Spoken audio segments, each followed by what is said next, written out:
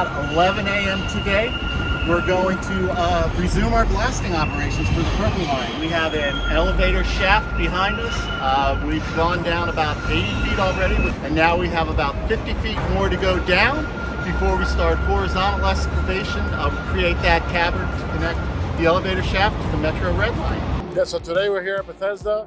Everything was successful today, no issues whatsoever. I'm looking forward to getting many more to come.